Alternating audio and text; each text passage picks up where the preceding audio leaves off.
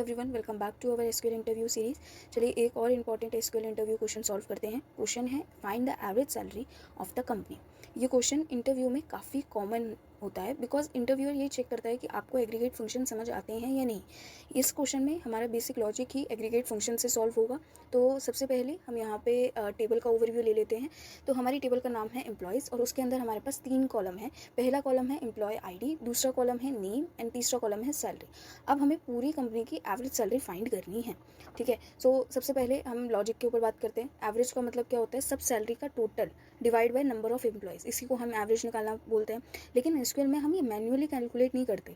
SQL में already एक function हमें मिलता है जिसका नाम होता है एवरेज, और ये एग्रीगेट फंक्शन के अंदर आता है। ठीक है, सो हम यहाँ पे उसका यूज़ करेंगे।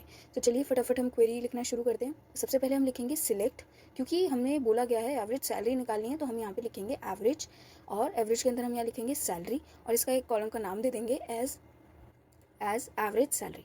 फिर कहाँ से निकालना है हमें? From employees. बस हमें इतनी ही क्वेरी लिखनी है। ठीक है, अब एक एक करके इस क्वेरी को समझते हैं। सबसे पहले हमने यहाँ पे लिखा है एवरेज सैलरी, यानी कि सैलरी कॉलम की एवरेज वैल्यू कैलकुलेट करके हमें दो, ये हम उससे बोल रहे हैं।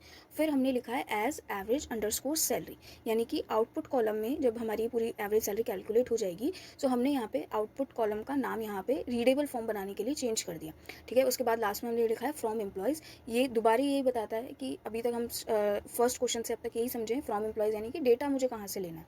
ठीक है, सो इस तरह हम एसक्यूएल में एवरेज फंक्शन को यूज़ करके कंपनी की एवरेज सैलरी इजीली कैलकुलेट कर सकते हैं। ये देखिए हमारा आउटपुट भी आ चुका है, तो मुझे यहाँ पे एवरेज सैलरी मिल चुकी है by the help of average function.